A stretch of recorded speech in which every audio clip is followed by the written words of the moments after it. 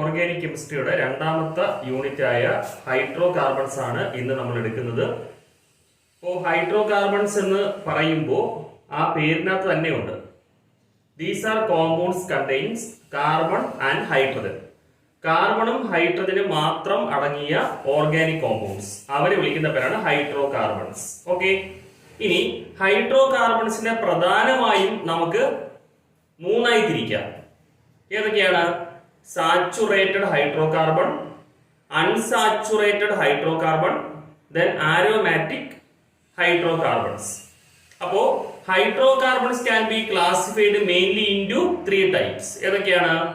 Number 1 saturated hydrocarbon, second unsaturated hydrocarbon, last എന്ന് പറയുന്നത് aromatic compound ആണ്. അപ്പൊ ആദ്യം എന്താണ് saturated hydrocarbon? These are organic compounds or hydrocarbons that have only single bond. Single bond മാത്രം വരുന്ന ഹൈഡ്രോകാർബൺസിനെ വിളിക്കുന്ന പേരാണ് സാച്ചുറേറ്റഡ് ഹൈഡ്രോകാർബൺ. അതിന് എക്സാമ്പിൾ ആണ് ആൽക്കെയിൻസ്. കാര്യം ആൽക്കെയിൻസിനകത്ത് സിക്കും എച്ചിനും ഇടയ്ക്ക് സിംഗിൾ ബോണ്ട് മാത്രമേ ഉള്ളൂ. സിക്കും ഇടയ്ക്കും സിംഗിൾ ബോണ്ട് ആണ്. അപ്പൊ നമുക്ക് പറയാം alkanes are saturated hydrocarbons. Clear അല്ലേ? അപ്പൊ these are compounds that have only എന്ത് ബോണ്ടാണ്? Single bond. And example alkanes ആണ്. You know that alkane family is a homologous series. Alkane family എന്ന് പറയുന്നത് ഒരു ഹോമോലോഗസ് സീരീസ് ആണ്. ഹോമോലോഗസ് സീരീസ് എന്ന് വെച്ച് കഴിഞ്ഞാൽ ആ ഫാമിലിയിലുള്ള എല്ലാ മെമ്പേഴ്സിനും ഏകദേശം ഒരേ പ്രോപ്പർട്ടീസ് ആയിരിക്കും. They can be represented by a general chemical formula. അവരെ റെപ്രസെന്റ് ചെയ്യാനായിട്ട് നമുക്ക് എന്തുണ്ട്? പൊതുവായ ഒരു കെമിക്കൽ ഫോർമുലയുണ്ട്. ആൽക്കെയിൻസിന്റെ ജനറൽ ഫോർമുല എന്താണ്? CnH2n+2 ആണ്.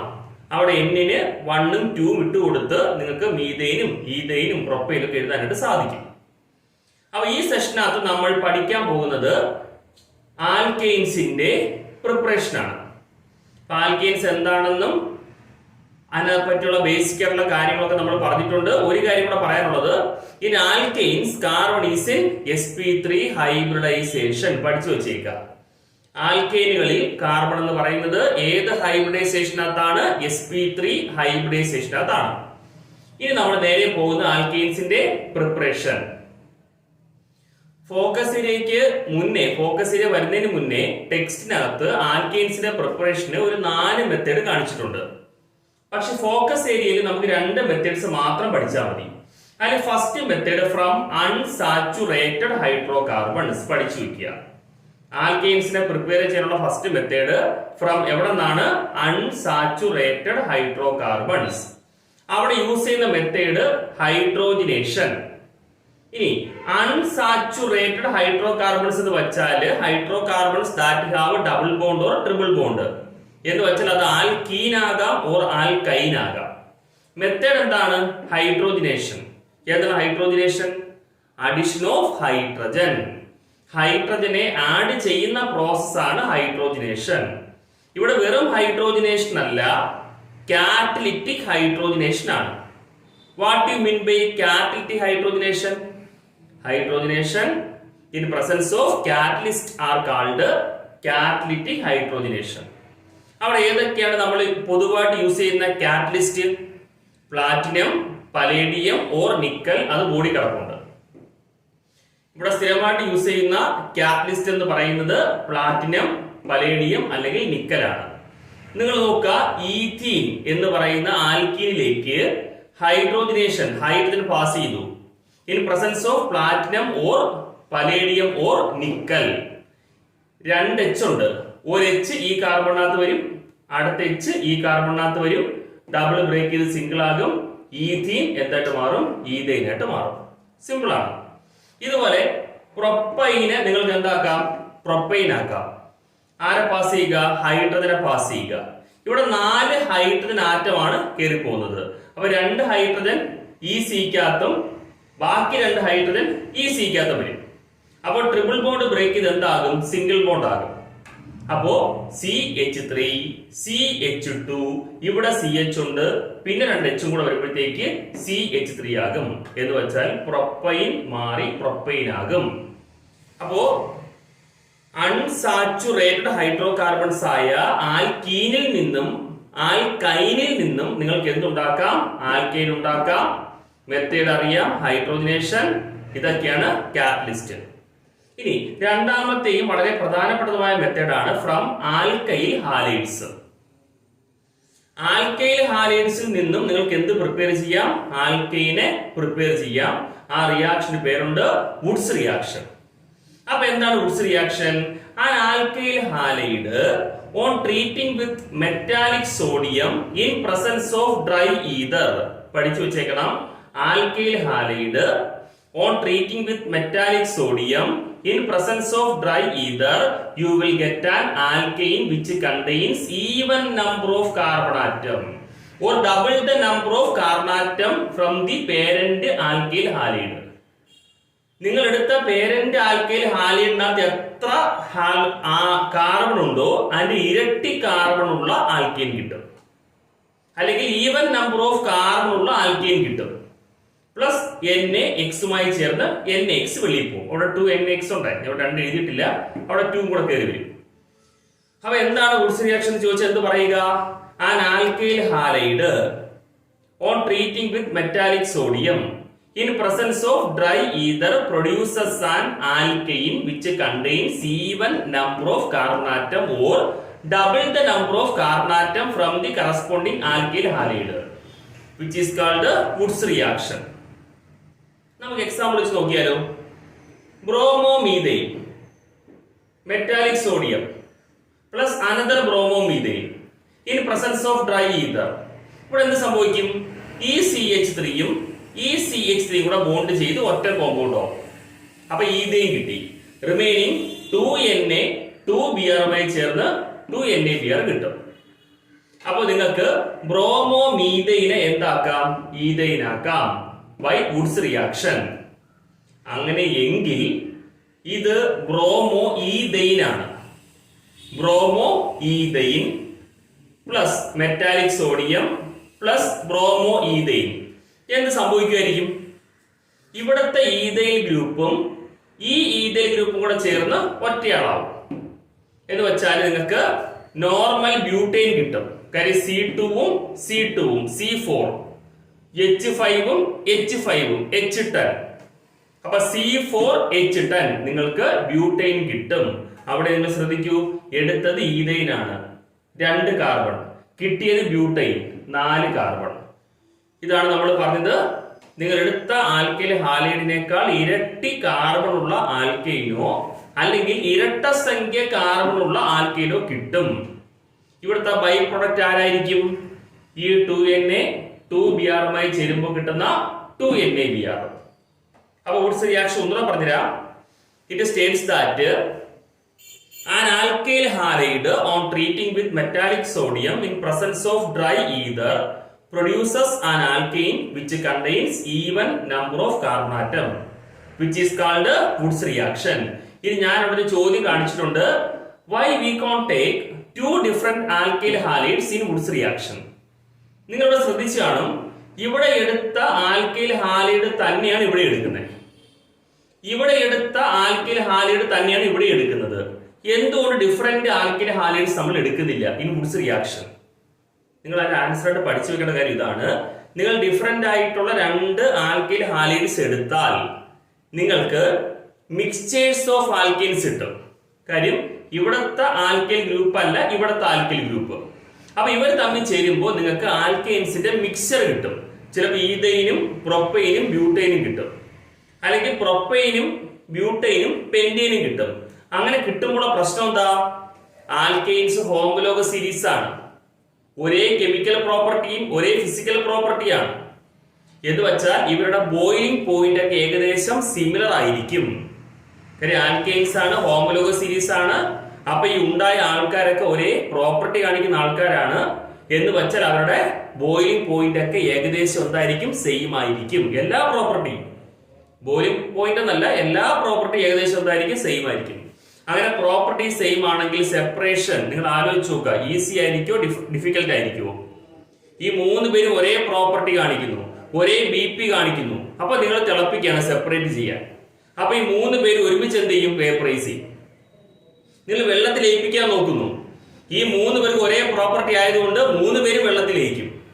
എന്ന് വെച്ചാൽ നിങ്ങൾക്ക് ഇവിടെ കിട്ടുന്ന മിക്സേഴ്സിന്റെ സെപ്പറേഷൻ വളരെ ബുദ്ധിമുട്ടായിരിക്കും. അപ്പൊ അതിന്റെ ഈൽഡ് കിട്ടുന്ന ലഭ്യത, ഒരാളെ മാത്രം എടുക്കാനുള്ള ആ ഒരു ലഭ്യത അത് വളരെ എന്തായിരിക്കും, കുറവായിരിക്കും. അതുകൊണ്ടാണ് ഡിഫറെന്റ് ആൽക്കിൽ ഹാലൈഡ്സ് എവിടെ എടുക്കാത്തത്, വുഡ്സ് റിയാക്ഷനകത്ത് എടുക്കാത്തത്. അപ്പൊ എക്സാമ്പിൾ ചോദിച്ചാൽ എന്ത് എഴുതുക? ഡിഫറെന്റ് ആൽക്കിൽ ഹാലൈഡ്സ് എടുത്താൽ നിങ്ങൾക്ക് മിക്സേഴ്സ് ഓഫ് ആൽക്കീൻസ് കിട്ടും. അവർക്കെല്ലാം ഒരേ പ്രോപ്പർട്ടി ആയതുകൊണ്ട് സെപ്പറേഷൻ ബുദ്ധിമുട്ടായിരിക്കും, ഈൽഡ് വളരെ കുറവായിരിക്കും. കാര്യം ആൽക്കീൻ ഫാമിലി എന്ത് സീരീസ് ആണ്? ഹോമോലോഗസ് സീരീസ് ആണ്. അപ്പൊ 2 പ്രിപ്പറേഷൻ, ആൽക്കീൻസിന്റെ 2 പ്രിപ്പറേഷൻ. ഒന്ന് ഫ്രം അൺസാച്ചുറേറ്റഡ് ഹൈഡ്രോകാർബൺ, അത് hydrogenation method. 2 from alkyl halide, Woods reaction. എല്ലാവരും നല്ല വൃത്തിയായിട്ട് ആ 2 മെത്തേഡ് പഠിക്കണം. ഇനി നമ്മൾ നേരെ പോകുന്നത് കെമിക്കൽ പ്രോപ്പർട്ടീസിലേക്കാണ്. നോക്കാം chemical properties. First chemical property isomerisation ആണ്. എന്ന് വെച്ചാൽ ആൽക്കെയിൻസ് എടുത്ത് അൺഹൈഡ്രസ് അലുമിനിയം ക്ലോറൈഡും ഹൈഡ്രജൻ ക്ലോറൈഡ് ഗ്യാസുമായി ട്രീറ്റ് ചെയ്യുമ്പോൾ you will get a mixtures of isomer. പല ഡിഫറെന്റ് ആയിട്ടുള്ള ഐസോമറിക് ആൽക്കെയിൻസ് കിട്ടും. ഈ പ്രോസസ്സിന്റെ പേരാണ് ഐസോമറൈസേഷൻ. അപ്പൊ നിങ്ങളിവിടെ എടുത്തത് ഹെക്സൈൻ ആണ്. On treating with anhydrous aluminium chloride and hydrogen chloride gas നിങ്ങൾക്ക് ഹെക്സൈന്റെ ഡിഫറെന്റ് ആയിട്ടുള്ള എന്ത് കിട്ടും? ഐസോമർ കിട്ടും. എക്സാമ്പിൾ 2-methyl pentane ഒരു ഐസോമർ ആണ്. 3-methyl pentane is another isomer. ഇങ്ങനെ ഐസോമറുകളെ സൃഷ്ടിക്കുന്ന ഈ പ്രവൃത്തി ഇതാണ് ഐസോമറൈസേഷൻ. അപ്പോൾ നിങ്ങൾക്ക് പഠിക്കാനുള്ള യഥാർത്ഥത്തില് ടെക്സ്റ്റില് 10ഓളം കെമിക്കൽ പ്രോപ്പർട്ടീസ് ഉണ്ട്. ഇപ്പൊ 2 മാത്രം പഠിച്ചാൽ മതി. അപ്പൊ ഐസോമറൈസേഷൻ എന്ന് വെച്ചാൽ ആൽക്കെയിൻസിനെ ട്രീറ്റ് ചെയ്യുന്നു. ആരുമായിട്ട്? അൺഹൈഡ്രസ് അലുമിനിയം ക്ലോറൈഡും ഹൈഡ്രജൻ ക്ലോറൈഡ് ഗ്യാസുമായി ട്രീറ്റ് ചെയ്യുമ്പോൾ നിങ്ങൾക്ക് ആ എടുത്ത ആൽക്കെയിന്റെ പല എന്ത് കിട്ടുന്നു? ഐസോമർ കിട്ടുന്നു. ആ പ്രോസസ്സിന്റെ പേരാണ് ഐസോമറൈസേഷൻ. ഇനി അടുത്ത കെമിക്കൽ പ്രോപ്പർട്ടിയാണ് ആരോമാറ്റൈസേഷൻ അല്ലെങ്കിൽ റീഫോമിംഗ്. ആരോമാറ്റൈസേഷൻ മീൻസ് നിങ്ങൾ എടുക്കുന്ന alkane on treating with chromic oxide or vanadium pentoxide or molybdenum oxide supported over alumina at 773 Kelvin 10 to 20 atm pressure. ഈ പറഞ്ഞ ഹെക്സൈനകത്തുള്ള 6 കാർബണിനകത്ത് 1ാമത്തെ കാർബണും 6ാമത്തെ കാർബണും കൂടെ വളഞ്ഞ് കൂട്ടി അങ്ങ് മുട്ടും. എന്നിട്ട് ഹൈഡ്രജൻ ഗ്യാസ് പുറത്തേക്ക് പോകും. അങ്ങനെ ഹൈഡ്രജൻ ഗ്യാസ് പുറത്തു പോകുമ്പോൾ ആൾട്ടർനേറ്റ് ഡബിൾ ബോണ്ട് വരും. കാര്യം ഇവിടെ നിന്ന് ഒരു എച്ച് പോകുന്നു, ഇവിടെ നിന്ന് ഒരു എച്ച് പോകുന്നു. അപ്പൊ ആൾട്ടർനേറ്റ് ഡബിൾ ബോണ്ട്. അപ്പോ ഇങ്ങനെ ആൾട്ടർനേറ്റ് ഡബിൾ ബോണ്ട് ഉള്ള ഒരു ആരോമാറ്റിക് കോമ്പൗണ്ട് ആയിട്ട് മാറും ആര്? ആൽക്കെയിൻ. അപ്പൊ ആൽക്കെയിൻ എന്തായി?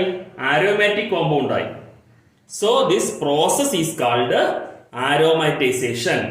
അപ്പൊ ആൽക്കെയിൻ മാറി ബെൻസീൻ ആയതുകൊണ്ട് അതിനെ വിളിക്കുന്ന പേരാണ് റീഫോമിംഗ്. അപ്പോൾ എന്താണ് ആരോമാറ്റൈസേഷൻ ചോദിച്ചാൽ നിങ്ങൾ എന്ത് പറയുക? Alkanes on treating with chromic oxide, vanadium pentoxide or molybdenum oxide supported over alumina, U will get an aromatic compound or benzene or it's derivatives. അപ്പൊ നിങ്ങൾ ശ്രദ്ധിക്കേണ്ട ഒരു കാര്യം, ഇവിടെ മിനിമം ബെൻസീൻ എങ്കിലും കിട്ടണം. ബെൻസീനകത്ത് എത്ര കാർബൺ ഉണ്ട്? 6 കാർബൺ. അപ്പൊ നിങ്ങൾ എടുക്കുന്ന ആൽക്കെയിൻ മിനിമം ആരെങ്കിലും ആയിരിക്കണം, ഹെക്സൈൻ എങ്കിലും ആയിരിക്കണം. കാര്യം ബെൻസീൻ ആകണമെങ്കിൽ, കാര്യം ആരോമാറ്റിക് കോമ്പൗണ്ടിലെ അടിസ്ഥാനം ആരാ? ഈ ബെൻസീനാണ്. അപ്പൊ ബെൻസീൻ ആകാൻ മിനിമം 6 കാർബൺ വേണം എന്നുള്ളത് കൊണ്ട് നിങ്ങൾ എടുക്കുന്ന ആൽക്കെയിൻ മിനിമം എന്തായിരിക്കണം? ഹെക്സൈൻ ആയിരിക്കണം. 6 കൂടുതലുള്ള ആൽക്കെയിൻസ് എടുത്താലും പ്രശ്നമൊന്നുമില്ല. ഈ ബെൻസീനകത്ത് ബ്രാഞ്ചുകളോ 2 ബെൻസീൻ റിങ്ങോ അങ്ങനെ പല പല ഫോമിലേക്ക് അങ്ങ് മാറുന്നേ ഉള്ളൂ. പക്ഷെ മിനിമം ബെൻസീൻ എങ്കിലും കിട്ടാൻ എടുക്കുന്ന ഏറ്റവും ലോവസ്റ്റ് ആൽക്കീൻ എന്ന് പറയുന്നത് എന്തായിരിക്കണം? 6 കാർബണുള്ള ഹെക്സൈൻ എങ്കിലും ആയിരിക്കണം. കണ്ടീഷൻസ് നോക്കി വെക്കണം. 6 കൂടുതൽ കാർബൺ വന്നാൽ ഒരു പ്രശ്നമില്ല. അവിടെ 2 ബെൻസീൻ റിംഗ് യോജിച്ചിരിക്കുന്ന രീതിയിലോ അല്ലെങ്കിൽ ബെൻസീനകത്ത് ബ്രാഞ്ച് ആയിട്ടുള്ള രീതിയിലോ വരും. അപ്പൊ നമ്മളിപ്പോ ആൽക്കെയിൻസ് ഹൈഡ്രോ കാർബൺസിന് ഇൻട്രോ പറഞ്ഞു. ഹൈഡ്രോ കാർബൺസിനെ 3ആയി തിരിക്കാന്ന് പറഞ്ഞു. Saturated, unsaturated and aromatic.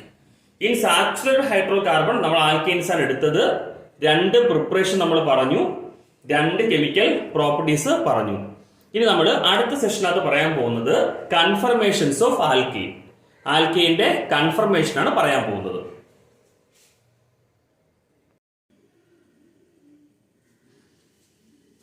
Chemical properties of alkenes കഴിഞ്ഞിട്ടുണ്ട്. ഇനി നമ്മൾ പഠിക്കുന്നത് കൺഫർമേഷൻസ് ഓഫ് ആൽക്കീൻസ്. എന്താണ് കൺഫർമേഷൻസ് ഓഫ് ആൽക്കീൻസ് എന്ന് ചോദിച്ചാൽ, U know that in alkenes there is carbon single bond is present. സിക്കും സിക്കും ഇടയിൽ എന്ത് ബോണ്ടാണ്? സിംഗിൾ ബോണ്ടാണ്. സിംഗിൾ ബോണ്ട് എന്ന് വെച്ചാൽ അത് എന്ത് ബോണ്ടാണ്? സിഗ്മ ബോണ്ടാണ്. സിഗ്മ ബോണ്ടിന്റെ പ്രത്യേകത electron distribution around sigma bond is symmetrical around the bond axis. അപ്പോ ഈ C-C ബോണ്ട് സിംഗിൾ ബോണ്ടാണ്, സിഗ്മ ബോണ്ടാണെന്ന് പറയുമ്പോൾ ആ ബോണ്ട് ആക്സിസിന് ചുറ്റുമുള്ള ഇലക്ട്രോണിന്റെ ഡിസ്ട്രിബ്യൂഷൻ അറേഞ്ച്മെന്റ്സ് എന്ന് പറയുന്നത് സിമെട്രിക്കൽ ആണ്. എല്ലായിടത്തും ഒരുപോലെയാണ്, ഏകദേശം ഒരു വട്ടം പോലെ എല്ലായിടത്തും ഒരുപോലെ കിടക്കുകയാണ്. അതിന്റെ ഫലമായിട്ട് നിങ്ങൾക്ക് എന്ത് ചെയ്യാം? ഈ CC സിംഗിൾ ബോണ്ടിനെ റൊട്ടേറ്റ് ചെയ്യാൻ സാധിക്കും. ഇതാണ് കൺസെപ്റ്റ്. ഇപ്പൊ CC സിംഗിൾ ബോണ്ട് എന്ന് പറയുമ്പോൾ സിക്കും സിക്കും ഇടയിൽ വരയുണ്ട്. ഈ വരയെന്ന് പറയുന്നത് ഷെയർഡ് ഇലക്ട്രോൺസ് ആണ്, നമുക്കറിയാം. ഈ ഇലക്ട്രോൺസിന്റെ അറേഞ്ച്മെന്റ്സ് സിമെട്രിക്കൽ ആണ്. എന്തുകൊണ്ടാണ്? അത് സിംഗിൾ ബോണ്ടാണ്, സിഗ്മ ബോണ്ട് ആയതുകൊണ്ട്. അപ്പോ ഈ ഇലക്ട്രോൺസിന്റെ arrangement around the bond axis symmetrical ആയതുകൊണ്ട് നിങ്ങൾക്ക് എന്ത് ചെയ്യാൻ സാധിക്കും? ഈ CC സിംഗിൾ ബോണ്ടിനെ റൊട്ടേറ്റ് ചെയ്യാൻ സാധിക്കും. ഇങ്ങനെ റൊട്ടേറ്റ് ചെയ്യിപ്പിക്കുമ്പോൾ നിങ്ങൾക്ക് ഇൻഫിനിറ്റ് നമ്പർ ഓഫ് കോടാനുകോടി infinite number of different spatial arrangements കിട്ടും. ഈ CC സിംഗിൾ ബോണ്ട് റൊട്ടേറ്റ് ചെയ്യണം, കറക്റ്റ് ചെയ്യണം. എങ്ങനെയെന്ന് വെച്ച് കഴിഞ്ഞാല് ഒരു കാർബണിനെ ഫിക്സ് ആക്കി വെച്ചുകൊണ്ട്, ഇപ്പൊ CC സിംഗിൾ ബോണ്ട് എന്ന് പറയുമ്പോൾ ഇവിടെ ഒരു C ഉണ്ട്, ഇവിടെ ഒരു C ഉണ്ട്. ഇവിടുത്തെ C എന്ത് ചെയ്യും? ഫിക്സ് ആക്കി വെച്ചുകൊണ്ട് ഇവിടുത്തെ C നമുക്ക് എന്ത് ചെയ്യാം? റൊട്ടേറ്റ് ചെയ്യാം. Because rotation is allowed in sigma bond. അങ്ങനെ റൊട്ടേറ്റ് ചെയ്യുമ്പോൾ infinite number of different spatial arrangements കിട്ടും. അപ്പൊ ഇങ്ങനെ ഉണ്ടാകുന്ന different spatial arrangements as A result of rotation of CC single bond is called confirmations or conformational isomers അല്ലെങ്കിൽ റൊട്ടാമേഴ്സ്. അപ്പോൾ the spatial arrangements produced as a result of rotation around CC single bond or sigma bond are called conformational isomers or conformers or വേറൊരു പേരാണ് rotamers. Conformations or conformational isomers or rotamers എന്താണെന്ന് ചോദിച്ചാൽ, these are the different spatial arrangements produced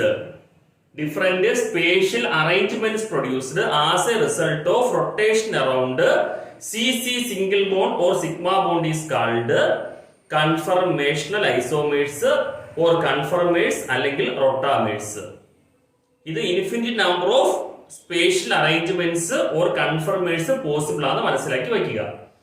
ഇനി infinite number of isomers or spatial arrangements ഉണ്ട്, ശരി തന്നെയാണ്.